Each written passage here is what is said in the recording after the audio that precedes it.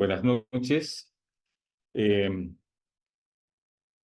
Esperando de que el audio esté bien y también la presentación de la diapositiva, vamos a comenzar nuestra clase de hoy, que es asma bronquial. Es el correspondiente al módulo farmacología del aparato respiratorio. Este tema es un tema interesante porque afecta a niños, adolescentes y adultos. Muy bien, vamos a comenzar primero entendiendo un poco el concepto, ¿ya? Hay muchas definiciones que se le han dado a esta enfermedad, pero la mayor parte de las definiciones hasta ahora, digamos que han tratado de englobar todos los aspectos que engloban a lo más característico de esta entidad, ¿ya? El concepto trata de agrupar todos los acontecimientos fisiopatológicos que suceden en el curso de un ataque asmático, ¿ya? Hay broncoconstricción, esta broncoconstricción es reversible, hay hiperreactividad bronquial, que es una respuesta inflamatoria a cualquier estímulo, es decir, hay inflamación de base, pero a partir de esta inflamación hay una respuesta broncoespástica ante cualquier estímulo que no necesariamente es alergénico. Y finalmente, un tercer aspecto que engloba la enfermedad es que sucede y se ha visto que hay inflamación por infiltración linfocítica y eosinofílica, ¿ya? Entonces, teniendo en cuenta estos tres aspectos, ¿cómo se define el asma bronquial? Se define como una enfermedad inflamatoria crónica de las vías aéreas, tanto inferior como parte de la vía aérea superior, que se asocia a intensa hiperreactividad bronquial, ¿ya? Es decir, hay una obstrucción al flujo de aire frente a diferentes estímulos. Esto significa hiperreactividad bronquial. Dando lugar, dice el concepto, a broncoconstricción y obviamente disminución del lumen, del calibre de la vía aérea, ¿ya? Esta obstrucción es de grado variable y que obviamente desaparece de manera espontánea o con tratamiento farmacológico. ¿Ya? Este es el concepto más o menos estandarizado que está vigente ahora y que nos permite definir el asma, ¿no? Como una enfermedad inflamatoria crónica asociada a intensa hiperreactividad bronquial. Muy bien. Sí, esta es una entidad que es un problema de salud a nivel mundial, ¿ya? Es una enfermedad común en personas menores de 18 años y es más frecuente en poblaciones llamadas occidentalizadas, es decir, en poblaciones donde hay mayor concentración de gente y obviamente mayor contaminación ambiental. Hay una asociación muy estrecha entre lo que es medio ambiente contaminado y presentación o incidencia de enfermedad. Fíjense, y eso estoy hablando de hace un tiempo atrás, en Cochabamba no había gran cantidad de contaminación ambiental y por lo tanto no era muy frecuente el enfrentar esta patología. Era rarísima. Eh, Nosotros teníamos compañeros que venían de Chile, algunos de Santiago, y Santiago era una ciudad de por sí contaminada y lógicamente allá era muy frecuente encontrar asma bronquial. Entonces, yo tenía una compañera de curso que tenía asma bronquial y que lógicamente cuando hacía sus crisis asmáticas, nosotros nos enterábamos de que había hecho una crisis asmática y era una rareza porque nunca habíamos escuchado, auscultado un paciente con toda la orquesta asmática en plena, digamos, eh, una respuesta asmática que sucedía, digamos, en el paciente o en la paciente y que a veces la utilizábamos a ella como una especie de digamos, conejillo de indias para auscultar, digamos, cuando estaba con un episodio asmático, ¿no? Le auscultábamos para reconocer los roncus, sibilancias y estertores diseminados en ambos campos pulmonares, ¿ya? Entonces, es una enfermedad que ahora en Cochabamba es muy frecuente, mucho más todavía en este último tiempo, porque ha habido gran contaminación del medio ambiente. Y lógicamente la contaminación medioambiental tiene que ver con la presencia no solamente de gases como el monóxido de carbono o gases producto de la combustión de compuestos de carbono, sino tiene que ver con las micropartículas, ¿no? Y estas micropartículas permean mucho los mecanismos de defensa de la vía respiratoria y ocasionan, lógicamente, respuestas asmatiformes en sujetos predispuestos. A nivel mundial, se dice que se estima que hay más de 300 millones de personas afectadas en el mundo, ¿ya? Y en Estados Unidos dice, hay una cifra alarmante, 17.7 millones de adultos tienen asma bronquial, y 6.3 millones de asmáticos son niños, ¿ya? Y esto representa un 8.6% de la población, ¿ya? ¿Qué pasa cuando hay esta incidencia elevada? Hay 10.5 millones de consultas ambulatorias, hay 1.8 millones de consultas en emergencia y hay 439.000 hospitalizaciones cada año. Esta estadística es de Estados Unidos. Eh, a nivel mundial, obviamente, depende mucho de la zona, ¿no? Hay países de Europa que tienen también una cifra estimada de acuerdo a la distribución porcentual más o menos similar, y en lugares donde no había tanta incidencia está empezando a incrementarse, producto de, obviamente, los contaminantes ambientales que cada vez son eh, mayores y más frecuentes, ¿ya? Entonces vamos a ver un poco la parte característica clínica, de las características clínicas del asma. Esta enfermedad se caracteriza por episodios recurrentes, ¿ya? Con opresión en el tórax y presencia de sibilancias, ¿ya? Esto a menudo se asocia con tos. Y por lo tanto, cuando vemos las características fisiopatológicas, vemos de que esto se debe a un estrechamiento generalizado y reversible de la vía respiratoria, ¿ya? Y hay obviamente, marcado incremento de la respuesta broncoconstrictora a estímulos que son inhalados generalmente, ¿ya? Eso es la característica fisiopatológica. Ahora vamos a ver la característica patológica de la enfermedad. Lo que se evidencia desde el punto de vista patológico son algunas características propias de la enfermedad, ¿no? La inflamación linfocítica, por ejemplo, es una de ellas, y la otra es la infiltración eosinofílica, ¿ya? Ahora, estos cambios, a medida que la enfermedad se va cronificando, se acompañan estas características de infiltración por cambios que se llaman de remodelación de la pared bronquial, ¿ya? Y se observa que desde el punto de vista patológico, además de esta infiltración linfocítica y eosinofílica, hay un engrosamiento de la lámina reticular debajo del epitelio y se observa también hiperplasia de la musculatura bronquial y hay aumento de la presencia de glándulas secretoras y células caliciformes, ¿ya? A estos cambios patológicos que suceden se llama remodelación de la pared bronquial. Vamos a ver ahora el espectro de gravedad. Algo que siempre ha preocupado a todos los clínicos es ver cómo se puede clasificar el asma de acuerdo a la gravedad, porque en base a eso se establece un poco la terapéutica y un poco el pronóstico de la enfermedad, ¿no? Entonces, se han considerado dos aspectos importantes, ¿ya?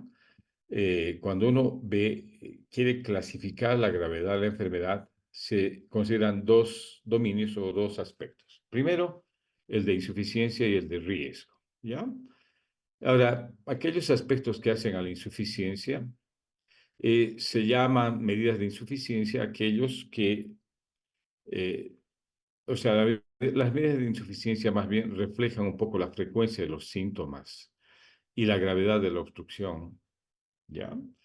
Obviamente esto se manifiesta en las pruebas de función pulmonar. La espirometría es una de ellas, ¿ya? Y lógicamente la terapéutica requerida para el mantenimiento y el control del asma. Entonces, las medidas de insuficiencia se basan en la frecuencia de los síntomas y en la gravedad de la obstrucción, ¿ya? En cambio, el dominio de las medidas de riesgo se basan en la susceptibilidad a las exacerbaciones del asma, ¿ya? De todas maneras, las medidas que nos dan, digamos, la clasificación del asma son aquellas que contemplan la insuficiencia, ¿ya? Es decir, los pacientes, de acuerdo a estas medidas de insuficiencia, se pueden clasificar en asmáticos intermitentes leves, ¿ya? Asmáticos con una forma clínica persistente leve, persistente moderado, persistente grave, ¿ya? Eh, y hay una clasificación de muy grave si obviamente las exacerbaciones son cada vez más frecuentes e intensas, ¿ya? Esto es un poco medidas que intentan clasificar la gravedad del asma de acuerdo a la insuficiencia. Hemos hablado de la espirometría, quizás es la prueba de función pulmonar más importante. Es una herramienta básica que los neumólogos la utilizan para clasificar, pero primero para diagnosticar asma y después para clasificarla, ¿ya? Eh, la explicación teórica no es complicada, pero sí en la práctica realiza experticia, o sea, necesita de experticia de parte del que la realiza, ¿ya?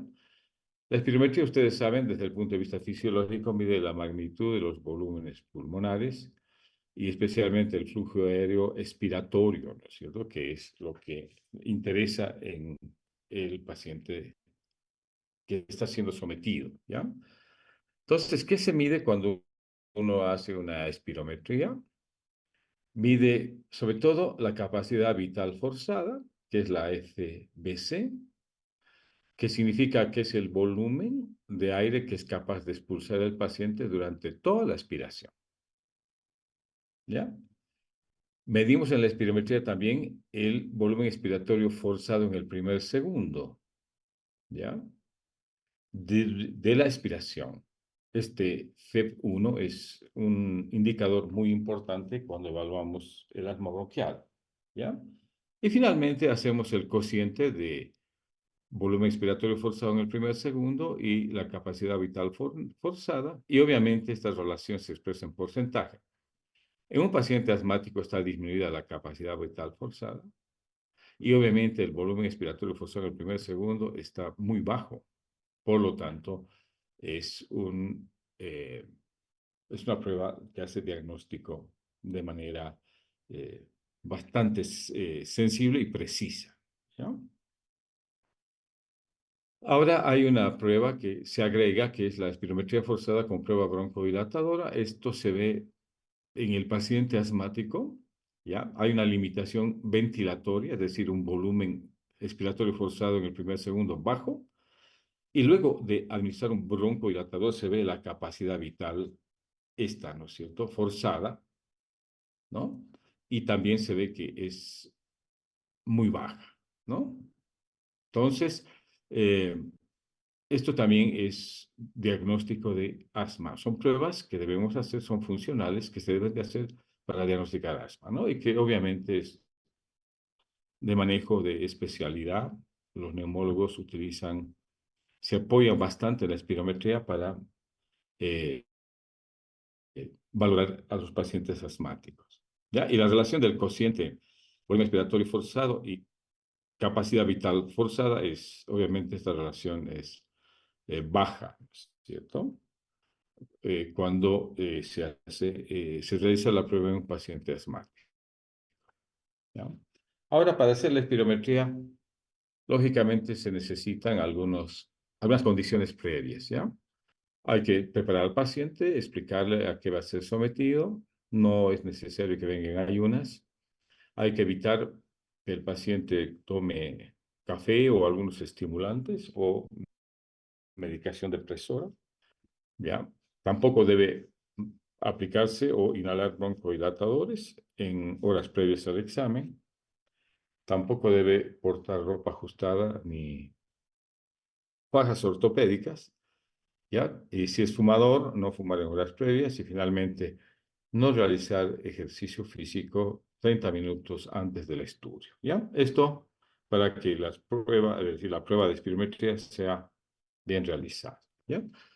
Esa es una prueba diagnóstica importante. Hay otras pruebas diagnósticas que nos ayudan a valorar y a diagnosticar la enfermedad, ¿ya? Como es la placa de tórax, fíjense.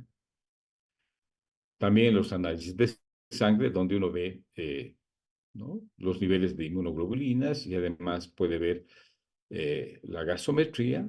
Cuando hay crisis asmáticas puede estar alterada y también ve los niveles de inmunoglobulina E, ¿no es cierto? Que es típico que esté aumentado cuando hay asma alérgico, ¿ya?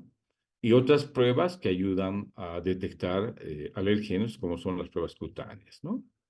De alergia. Todos estos hacen el conjunto de pruebas necesarias para valorar y hacer diagnóstico de asma bronquial. ¿Ya? Vamos a ver la patogenia típica. Esto es lo que nos han enseñado siempre y se considera como eh, la base, digamos, de la comprensión de una respuesta asmatiforme. ¿Ya? La inmunoglobulina E se produce en respuesta a alergenos. Estos alergenos son mohos, polen, caspa de animales, la presencia de insectos o las cucarachas, ¿ya? Que actúan como antígenos. Y obviamente hay un incremento de la inmunoglobulina E. Esta inmunoglobulina E obviamente se une a receptores de alta afinidad que están ubicados en células como los mastocitos, ¿ya? Y ustedes saben que los mastocitos están ubicados en la mucosa de la vía respiratoria. Por lo tanto, cuando son estimulados por la inmunoglobulina, se liberan los gránulos que contienen estos mastocitos, ¿ya? Y se produce liberación de mediadores que son responsables de la broncoconstricción y del edema de la mucosa, ¿ya? Entonces, hablamos de qué mediadores: la histamina, la triptasa, los leucotrienos C4 y D4, y las prostaglandinas, especialmente la D2, ¿ya? Estos causan broncoconstricción y obviamente incremento de la permeabilidad vascular y obviamente cuando uno hace la espirometría, en este periodo ve una caída en el flujo expiratorio forzado en el primer segundo, ¿ya? Todo esto se llama respuesta asmática temprana, ¿ya? Esto sucede inmediatamente cuando hay una respuesta a antígenos mediados por la inmunoglobulina y que se activa, va a los mastocitos y hay liberación de todos estos componentes que ocasionan broncoconstricción, ¿ya?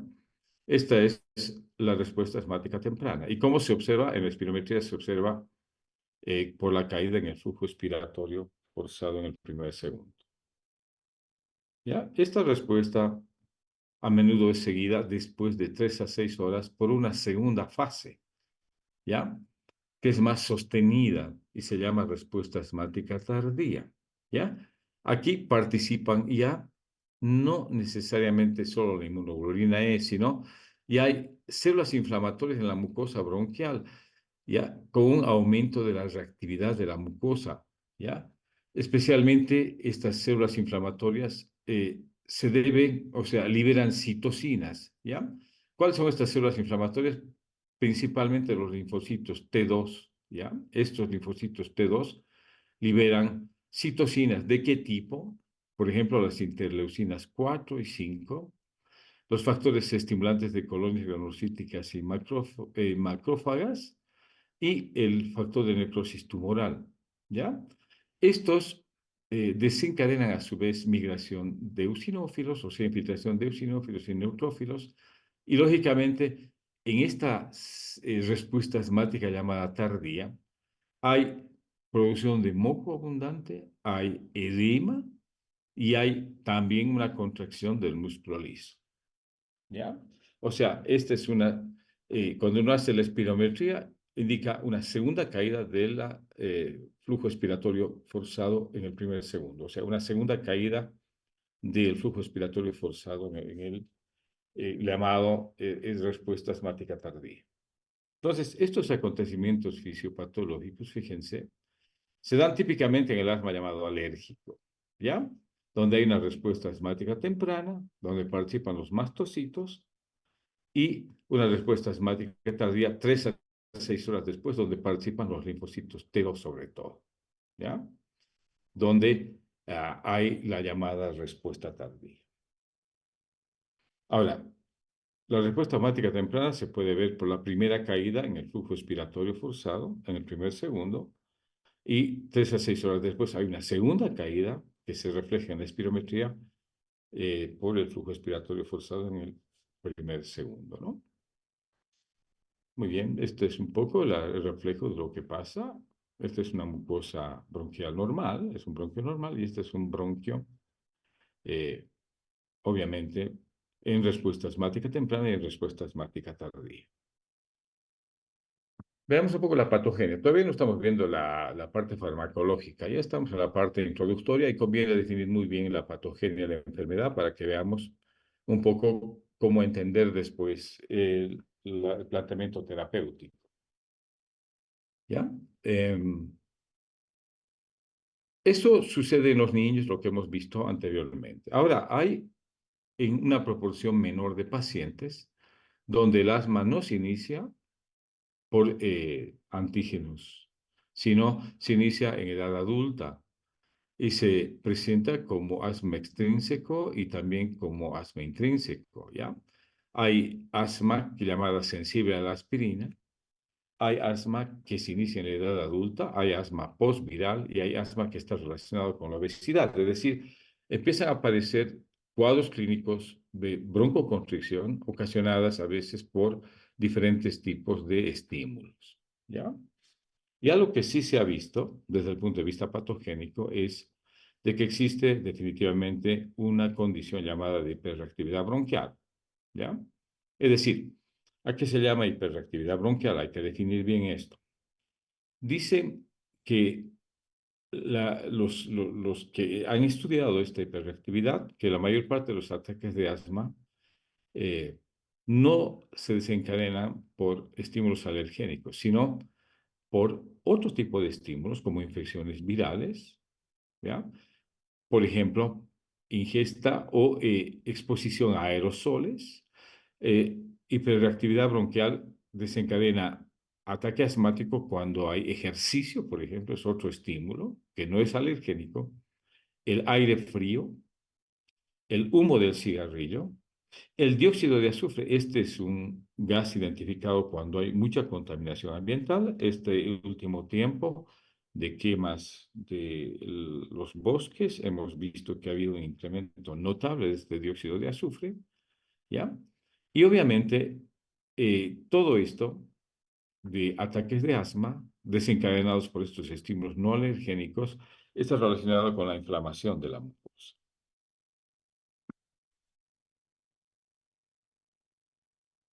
Muy bien. Ahora sí vamos a ver la parte farmacológica y vamos a ver cómo se dividen los fármacos y cuál es la clasificación de fármacos para el tratamiento del asma bronquial, ¿ya? Se dividen son 5 grupos, ¿ah? Tenemos el primer grupo de broncodilatadores, ¿ya?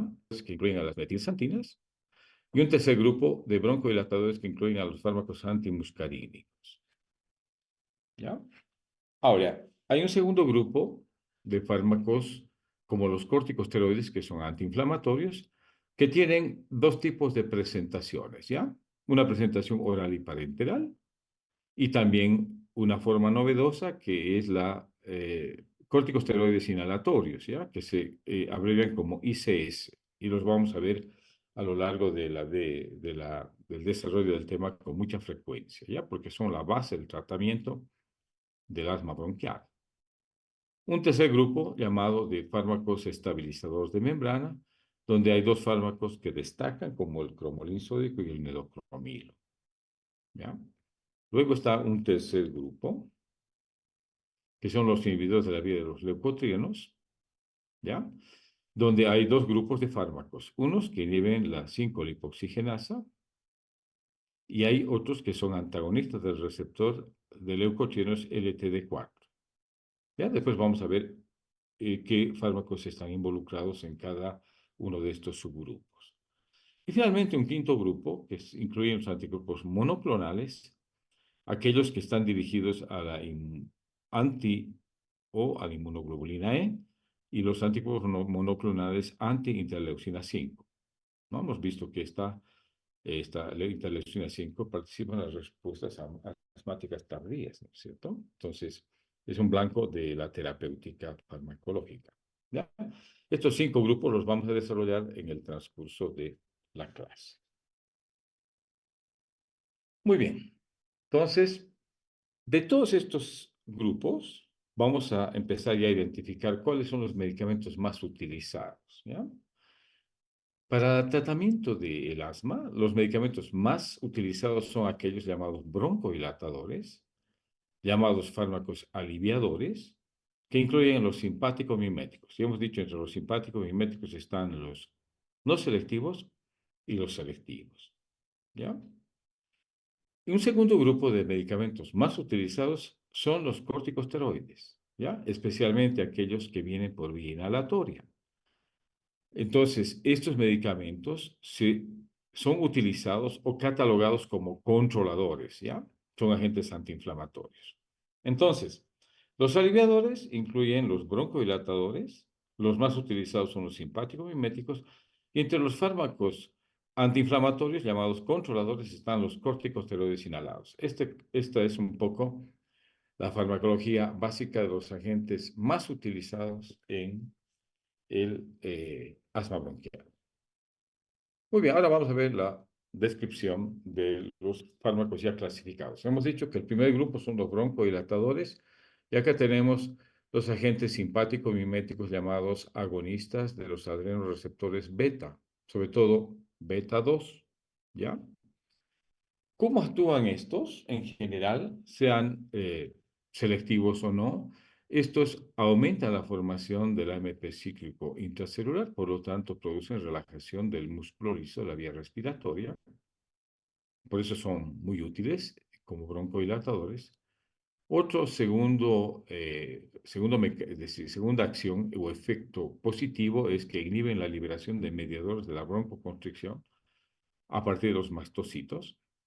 Un tercer mecanismo es que pueden inhibir la permeabilidad microvascular y aumentar y mejorar el transporte mucociliar, ¿ya?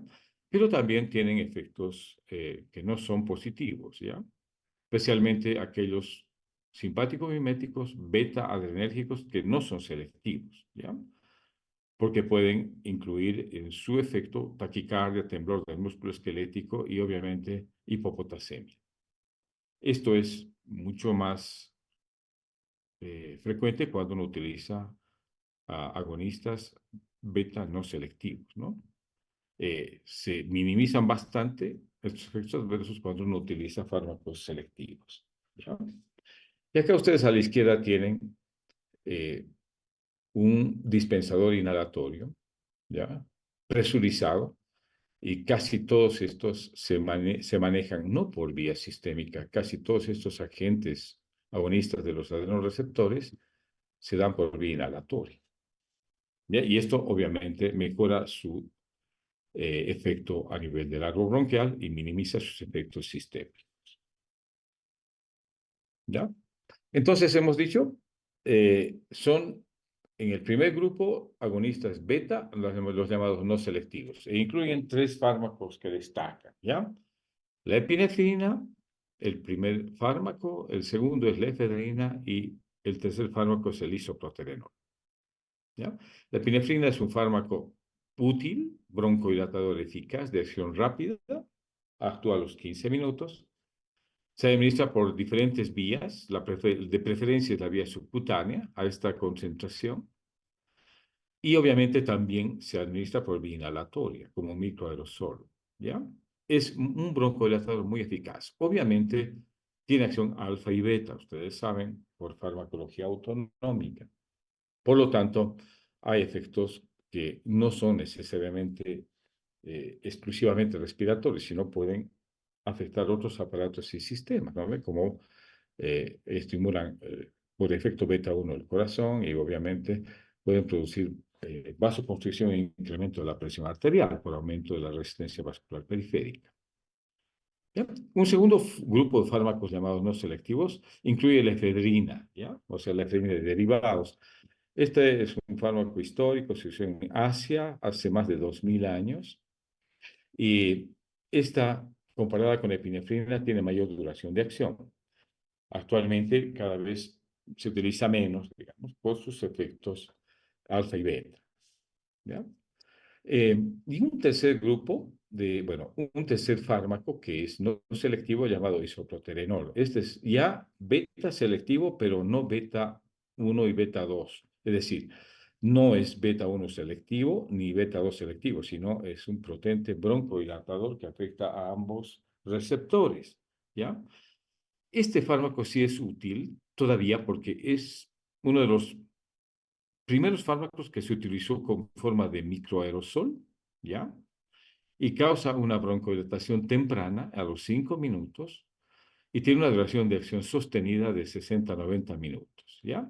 Sin embargo, por su efecto beta 1, cada vez se utilizó menos y obviamente fue retirado del mercado en el Reino Unido porque obviamente ocasionaba muchos efectos adversos y mortalidad por eventos cardíacos sobre todo, ¿ya? Sin embargo, llama la atención del isoproterenol la rapidez de acción, actúa a los 5 minutos y la acción sostenida de la broncodilatación es de 60 a 90 minutos. ¿Ya? Actualmente cada vez menos utilizado por el tema de su poca selectividad de acción. ¿Ya? Estos son los agonistas no selectivos. Ahora vamos a ver cuáles son los fármacos que actualmente sí se utilizan con mayor frecuencia. Son los llamados fármacos beta 2 selectivos, ¿ya?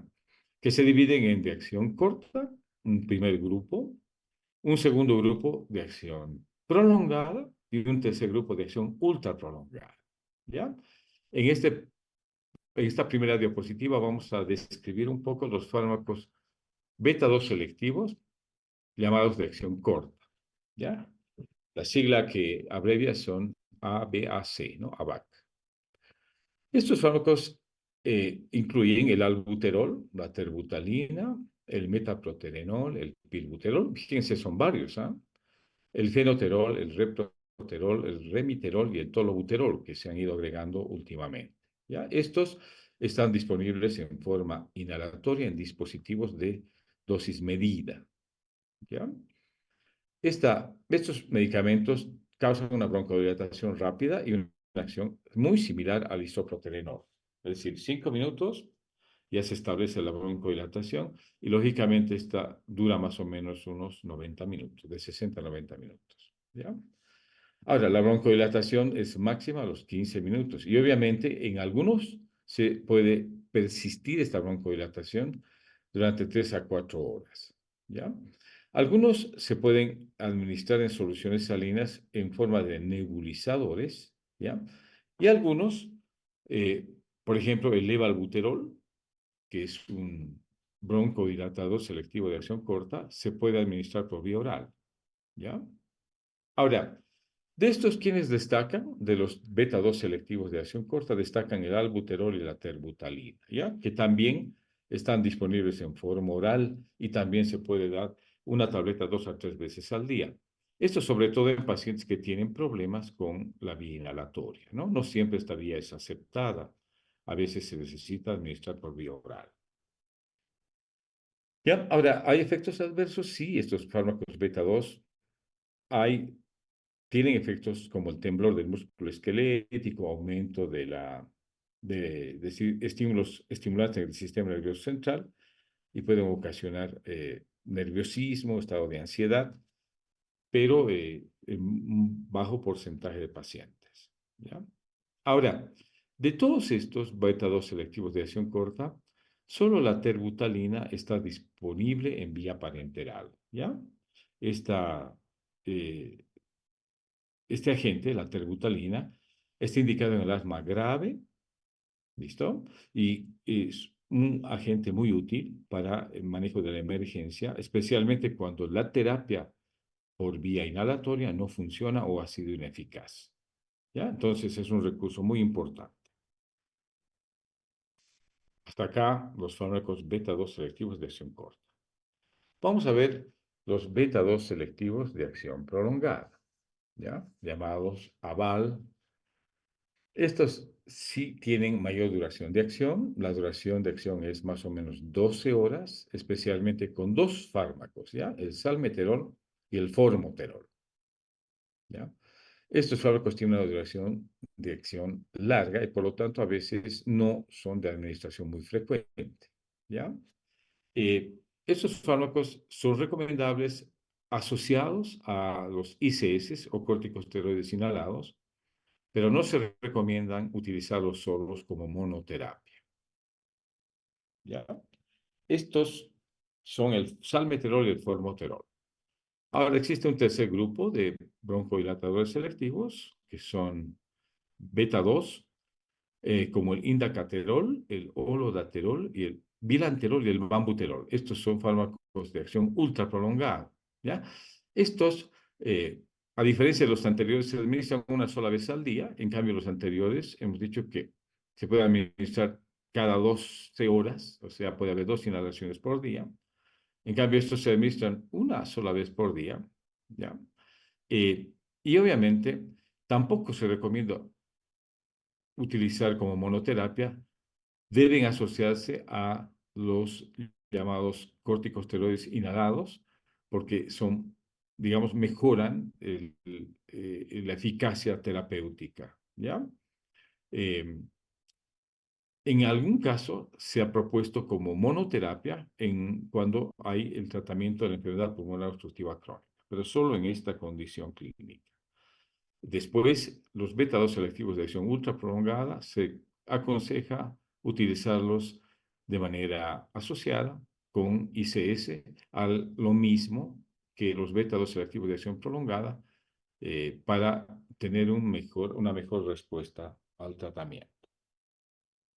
¿Ya? Primer grupo de fármacos, ¿ya? Que son los broncodilatadores no selectivos y los broncodilatadores agonistas beta 2 selectivos. Vamos a ver un segundo. Vamos a ver un poco la toxicidad de los fármacos beta 2 selectivos de acción prolongada. Estos tienen algunos problemas, ¿ya? Disminuyen la presión de oxígeno de forma transitoria. A veces durante el tratamiento se requiere oxigenoterapia, ¿ya? Ahora, muchos de estos pueden precipitar arritmias cardíacas. Ya estas arritmias cardíacas a veces preocupan porque dice que el efecto selectivo se va perdiendo a medida que va incrementándose la dosis eh, de estos compuestos, ¿no? Pero eh, mejora muchísimo esta arritmia cardíaca cuando uno administra concomitantemente oxigenoterapia. O sea, se atenúa y se revierte, ¿ya? Ese es un problema de toxicidad con los beta 2 de acción prolongada. Y el otro problema que se enfrenta es la taquifilaxia, es decir, cada vez menos respuesta broncodilatadora cuando se utilizan dosis estándares, ¿ya? Obviamente, a veces esto exige un incremento de la dosificación y esto puede, obviamente, ocasionar arritmias cardíacas. Por eso es de que hay que tener mucho cuidado cuando uno hace un tratamiento, sobre todo en largos periodos de tiempo, ¿ya? Tener siempre oxígeno a mano porque esto puede mejorar o atenuar la arritmia cardíaca. Muy bien. Hasta acá el primer grupo de fármacos. Vamos a ver el segundo grupo de fármacos que son broncodilatadores. Y aquí están las metilsantinas. ¿Ya? Hay tres que destacan en este grupo: la teofilina, la teobromina y la cafeína. ¿Ya? Sabemos nosotros que la fuente principal son eh, el té para la teofilina, el cacao para la teobromina y el café para la cafeína. ¿Ya? Obviamente, la teofilina es el que destacaba más porque tiene mayor acción broncodilatadora, pero sin embargo, eh, es cada vez menos utilizada porque tiene toxicidad, ¿ya? Y la toxicidad está relacionada con acciones a nivel del sistema nervioso y a nivel del corazón. Puede dar eh, a nivel del músculo esquelético temblores y arritmias cardíacas a nivel del corazón, ¿ya? Y obviamente tiene un estrecho margen terapéutico, ¿ya? Ahora, ¿por qué todavía están vigentes? Porque en países como el nuestro están todavía vigentes, ¿ya? Es decir, se prescriben todavía en los seguros, ¿ya? Especialmente hay una preparación de teofilina que es utilizada todavía en algunos seguros de nuestro medio, como la aminofilina, ¿ya? Este es un compuesto que tiene una mezcla, digamos, de teofilina con la doxofilina, ¿ya? Este se administra por vía parenteral, es un broncodilatador eh, al que hay que tener mucho cuidado, sobre todo de administrarlo en dosis a velocidad lenta y de manera diluida, ¿ya?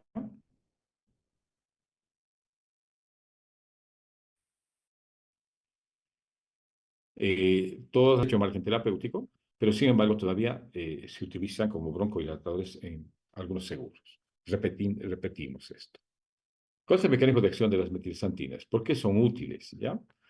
Tienen muchos mecanismos de acción. Ya se han propuesto varios de estos. ¿Ya? La primera es que son inhibidores de la fosfodiesterasa y por lo tanto influyen en el AMP cíclico. El AMP cíclico tiene acción broncodilatadora.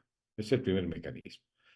El otro mecanismo propuesto es que son inhibidores de los receptores de superficie para la adenosina y esto también contribuye a la acción broncodilatadora, ¿ya? Y un tercer mecanismo de acción de las metilsantinas es que mejoran la desacetilación de histonas, ¿ya?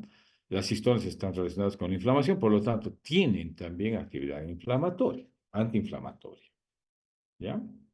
Ahora, de acá se desprende un fármaco por este mecanismo de acción muy útil e indicado en la enfermedad pulmonar obstructiva crónica, pero no es útil en el asma, ¿ya? Y aquí hablamos del roflumilast, ¿ya? Este medicamento es una metilsantina que está bueno, que responde, el paciente con EPOC responde muy bien cuando se administra este compuesto, ¿ya? Es un inhibidor selectivo de la fosfodiesterasa, pero obviamente no sirve para utilizar en casos de asma bronquial, ¿ya? Sin embargo, al final de este capítulo vamos a ver qué fármacos están recomendados para el manejo del EPOC, que es la enfermedad pulmonar obstructiva crónica. Muy bien. ¿Cuál es la farmacodinámica de las metilsantinas? Obviamente ya hemos explicado un poco el triple mecanismo de acción. Sin embargo, los efectos farmacológicos y el cada vez menos uso está porque hay efectos en diferentes aparatos y sistemas, ¿ya? En el sistema nervioso central, por ejemplo, que ocasiona mayor alerta y puede ocasionar nerviosismo y temblor, puede ocasionar estimulación medular y, si la dosis es mucho mayor, convulsiones e incluso la muerte. Mucho cuidado cuando se administran por vía parenteral, ¿ya? También tiene las metilsantinas efectos a nivel del terreno cardiovascular, ¿ya? Hay un aumento de la frecuencia cardíaca y un aumento de la fuerza de contracción, ¿ya? Y a nivel de los vasos sanguíneos pueden ocasionar vasoconstricción.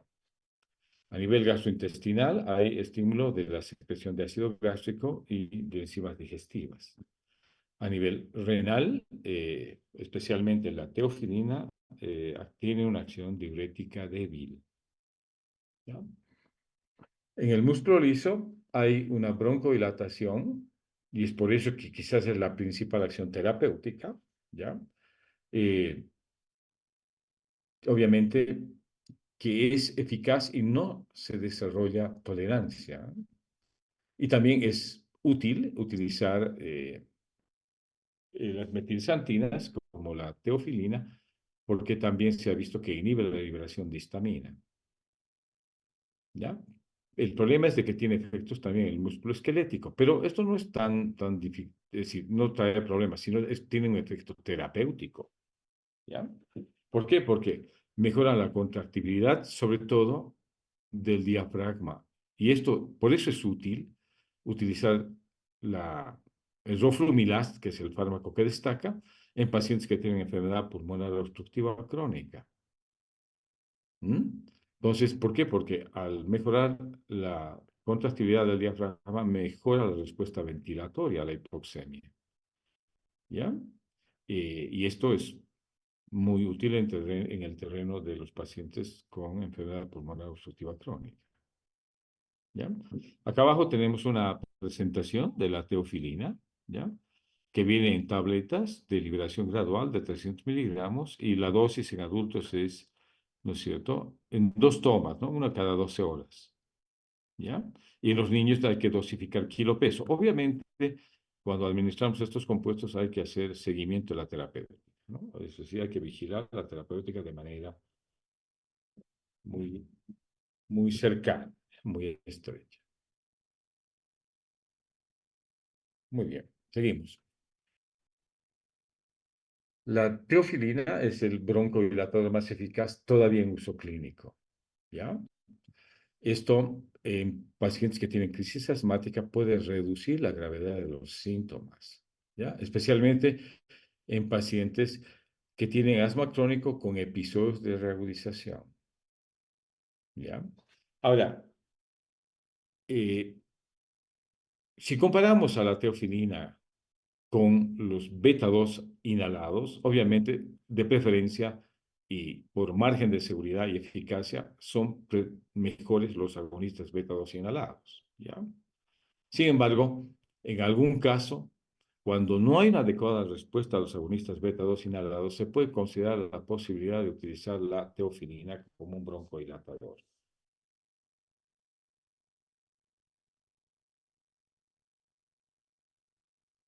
Hasta acá el segundo grupo de broncodilatadores. Vamos a ir al tercer grupo de fármacos que tienen acción broncodilatadora e incluyen los agentes antimuscarínicos, ¿ya? Estos, ustedes saben, su mecanismo de acción inhiben competitivamente la acción de las acetilcolinas, de receptores muscarínicos, ¿no? Muchos de estos son derivados de la atropina, ¿ya? Y lógicamente bloquean la contracción del músculo liso de la vía respiratoria y disminuyen la producción de moco, ¿ya? Los fármacos que incluyen son aquellos que tienen efectos sobre todo periféricos, son los derivados cuaternarios, ¿ya? Selectivos. ¿Cuál es el fármaco de elección, digamos? Es el bromuro diplatropio. Este fármaco es un antimuscarínico muy eficaz. Este se administra también por vía inhalatoria y, lógicamente, esto le da mayor efecto local y menos impacto sistémico, ¿ya?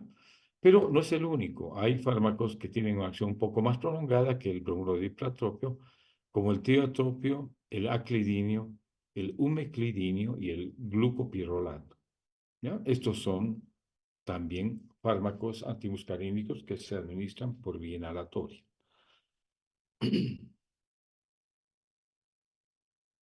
Muy bien, ¿cuáles son los usos clínicos? ¿Ya? Son broncodilatadores muy efectivos, especialmente cuando se administran por aerosol, ¿ya? Eh, cuando se obtiene una adecuada broncodilatación, tienen un valor clínico, ¿ya? Especialmente en aquellos pacientes que no toleran los agonistas inhalados beta. Ya hay pacientes que de alguna manera o por algún mecanismo no llegan a tolerar los agonistas beta 2 porque tienen arritmias cardíacas o son pacientes hipertensos. Entonces, en ese caso se puede considerar el uso de el bromuro diplatropio, que es un antimuscarínico por vía inhalatoria, ¿ya? Que es, bueno, en este caso es útil porque provoca o produce una broncodilatación, ¿no?, local y con poco efecto sistémico. ¿Ya? Otro fármaco que se considera útil es el tiotropio. Este, como tiene más prolongada acción, se utiliza como un tratamiento de mantenimiento para el asma, ¿ya? Y los agentes llamados antimuscarínicos de acción prolongada incluyendo el último que hemos mencionado, más el aclidinio, el umeclidinio, el glucopirrolato, que también se administra por vía inhalatoria, son sobre todo útiles en pacientes que son portadores de la enfermedad pulmonar obstructiva crónica, ¿ya? Y obviamente tienen mayor eficacia en pacientes que tienen esta patología, ¿ya? Y con esto hemos considerado todos los medicamentos llamados broncodilatadores. Muy bien, ¿alguna pregunta hasta acá? Lo que no quiero es que se me duerman, ¿no es cierto? Quiero ver si hasta aquí está claro y si podemos dar alguna explicación adicional o si hay alguna pregunta.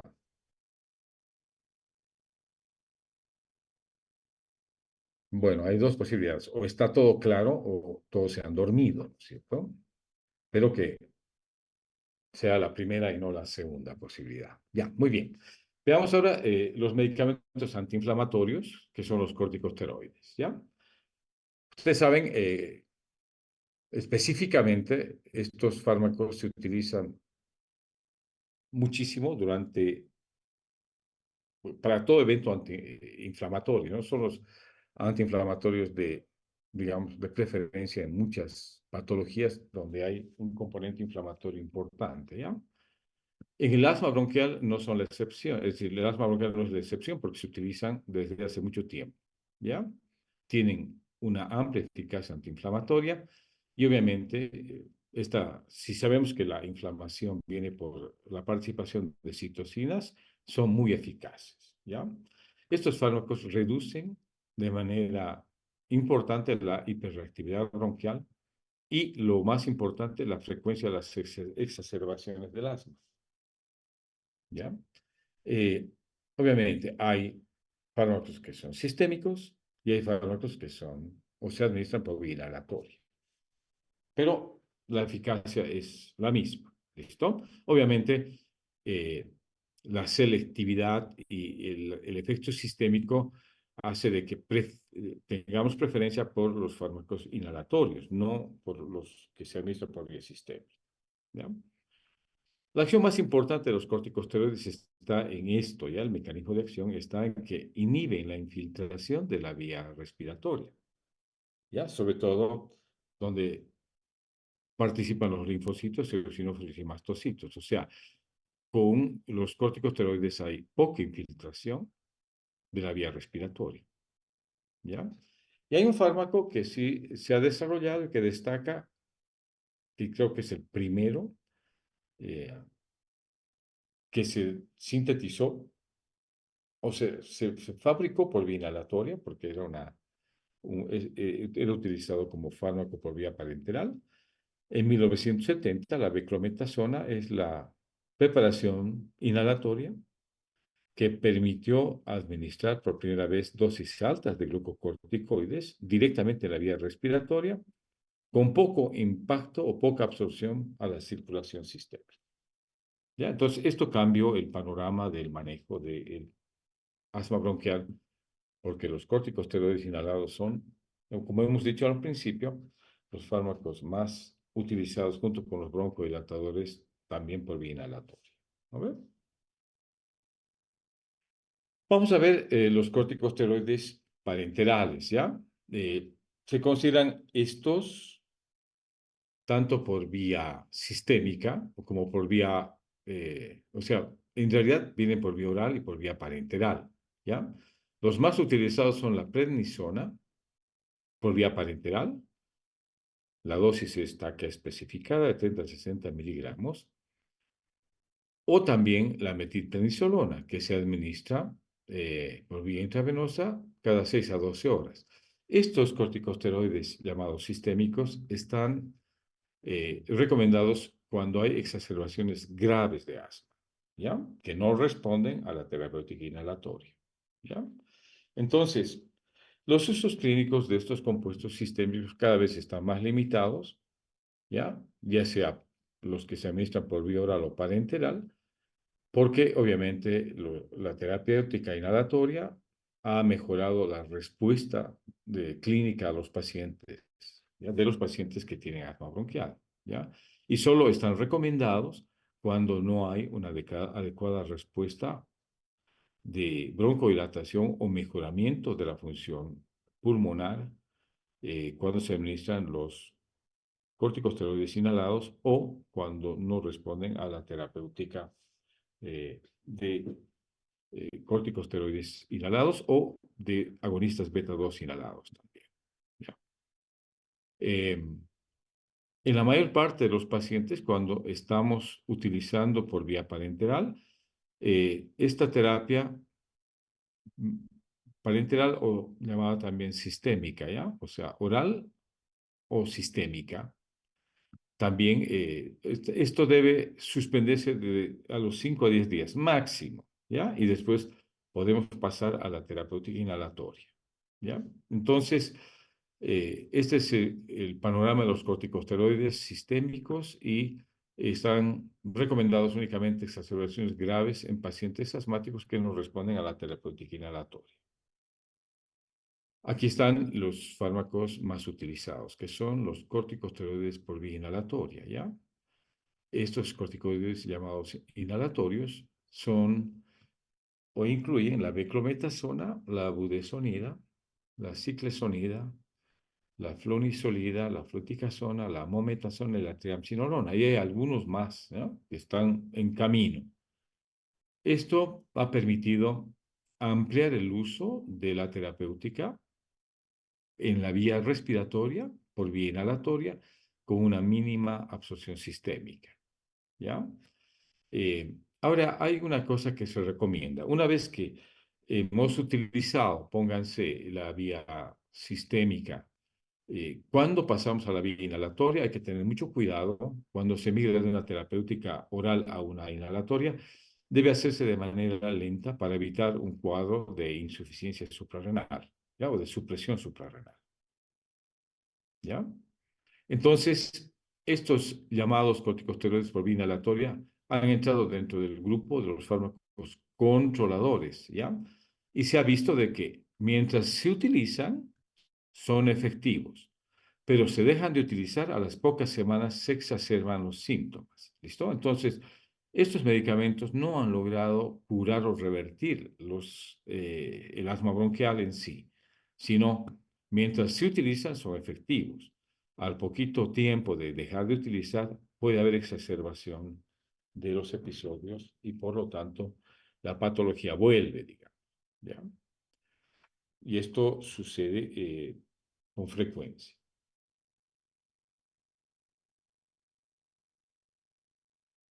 Muy bien, vamos a ver estos corticosteroides inhalados, cuáles son los usos clínicos, ¿no? ¿En qué casos se recomienda? Es, primero, la beclometasona, que quizás es el fármaco que más se ha estudiado, es muy eficaz en el control del asma, ¿ya? Esta debe utilizarse a dosis en dispositivos inhalatorios de dosis medida a una dosis diaria promedio de 800 microgramos, ¿ya? Y obviamente las dosis van variando de acuerdo al corticosteroide que elijamos, ¿no es cierto? Ahora, hay que tener cuidado en el manejo de corticosteroides. Si bien no tienen efecto sistémico, pueden ocasionar algunos problemas en la garganta, como la candidiasis orofaringia, ¿ya? Esto se ha visto mucho con la mayor parte de los corticosteroides inhalados, ¿ya? La única excepción es la ciclesonida, ¿ya? Este es un corticosteroide que viene en forma de profármaco, que se activa recién por las esterasas bronquiales y tiene menos frecuentemente problemas de candidiasis, ¿ya? Otro problema que tienen los corticosteroides inhalados, que también es, bueno, un problema, es la ronquera, ¿ya? Es un efecto local de los ICS en las cuerdas vocales, ¿ya? ¿Cómo se puede atenuar tanto la candidiasis orofaringia como la ronquera? Es indicando que el paciente haga gárgaras con solución o con agua tibia, ¿ya? Si puede utilizar solución fisiológica, también, digamos. Así se evita la candidiasis orofaringe y la ronquera como complicaciones o toxicidad, digamos, local que tienen estos compuestos, ¿ya? El uso crónico de los corticosteroides sistémicos puede ocasionar efectos sistémicos como riesgo de osteoporosis y cataratas. Ojo con esto. Ahora, en los niños se ha demostrado que los ICS pueden afectar la tasa de crecimiento, especialmente durante el primer año de tratamiento, pero después no, el niño recupera, digamos, su tasa de crecimiento normal. ¿Ya? Eh, ¿Cuáles son los usos clínicos principales de los corticosteroides inhalados? ¿Ya? El asma persistente, este es una recomendación, es una indicación, sobre todo cuando se asocian un agonista beta más un corticosteroide inhalado. ¿Ya? Esta terapia puede sostenerse durante 10 a 12 semanas y luego se evalúa para ver si se continúa o no. ¿Ya? Entonces, son útiles cuando se asocian a los agonistas beta 2 selectivos, en el caso de asma persistente. ¿Ya? Ahora, en niños con asma leve a moderada, la beclometasona más el albuterol, estamos hablando de ICS más un agonista beta 2, que es de acción corta, es muy eficaz para el manejo de los niños que tienen crisis asmática leves a moderada. ¿Listo? Entonces, es un uso clínico también descrito para los corticosteroides inhalados, asociados, obviamente, a agonistas beta 2 de acción corta. ¿Ya? Y bueno, yo creo, pienso que hasta acá podemos avanzar por hoy. Si hay alguna pregunta, algún comentario. Doctor, menciona sobre que el cambio de la terapia oral puede causar insuficiencia renal. Sí. ¿Eso cómo se puede prevenir o Ya, lo que pasa en es qué de que cuando hay se- una supresión brusca de la administración de corticosteroides por vía sistémica, puede ocasionar o precipitar una supresión suprarrenal, se llama, ¿no? Insuficiencia suprarrenal. Por lo tanto, para evitar esto, se va bajando la dosis oral y se va aumentando la dosis del corticosteroide inhalado, ¿ya? Esto se hace de manera progresiva, de tal manera que solo quede el corticosteroide inhalado, o sea, un ICS inhalado, ¿ya? Es la mejor forma de prevenir que suceda esto por supresión brusca de la dosis de corticosteroides sistémicos. O sea, se retira poco a poco la vía oral y se va ya asociando la terapéutica inhalatoria, ¿ya?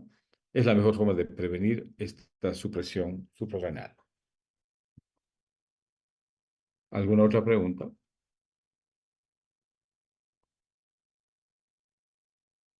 Bueno, muy bien. Si no hay más preguntas, continuamos mañana. ¿Listo? Que tengan buenas noches. Buenas noches, doctor. Gracias, doctor. Muy bien, Gracias, doctor. muy bien. Gracias, Hasta doctor. luego.